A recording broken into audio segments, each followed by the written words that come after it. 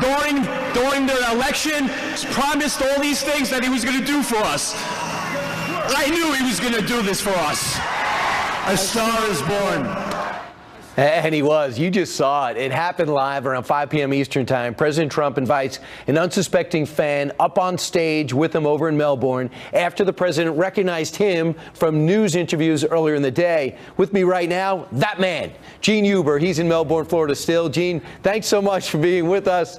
For those who missed it on a Saturday afternoon, first off, let's recreate the scene. You had a goal for your third Trump rally. What was that goal? My goal was to be the first person online at President Trump's rally. It was a mission of mine, and I completed it. And you said the first rally you went to of President Trump's, you were what, third? The next one you were sixth? Yes. And this one you were first? Yes. And that's when the news crew started finding you, right? And they started interviewing you? Brian, I felt like a king. I couldn't walk anywhere. I was like, wow, this is wonderful, you know. And you know, one of the interviews from Fox, actually, you know, I mentioned that I love President Trump. And that's what the president heard when he was flying on his plane to Melbourne. He heard me say that about him, and that's how it all started, Brian. So he sees you, then he spots you in the audience. He points to you, and what does he say?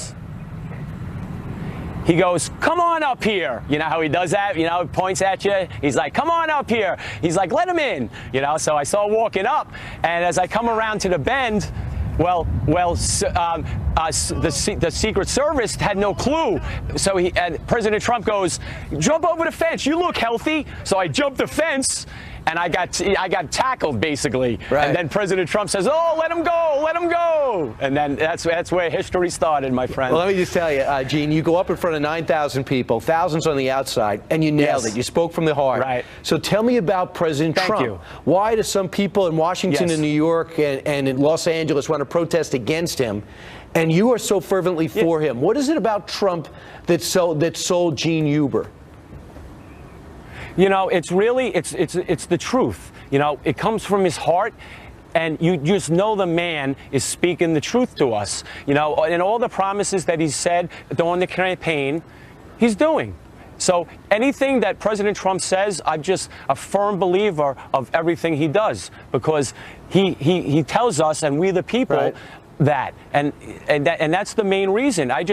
He's just like us. He's funny. He's just a normal guy, but he's the president. And he happens to own a lot of buildings. And that's really what makes it amazing. He owns a lot of buildings, and there's a billionaire. Yeah, he owns just a little bit, actually, I would think. You know, and there's another reason, Brian, real quick. Here's a man who's 70 years old, has the life that everything that's beautiful, and here he goes to do this for us. You know, and that just shows you the love. You know, he shows love, and we show love back. And you showed enough love to get up and be first online. What time did you get up today to be online? I got up at 2:45 a.m. to brush my teeth. I know I don't got the gel in the hair now because it's been a long day, but I'll tell you, I called a taxi because I was 4 miles away in a hotel. So I got a taxi here, and I landed here at 4 a.m. Right. Hey, Gene, I feel bad for my next guest or whatever happens in the show on this network, because nobody will be better than you. Jeanine Huber, thanks so much. You're a natural. Appreciate it. Thank you, sir. All right. Thank you. Appreciate it. Thank you. And as President Trump said, a star is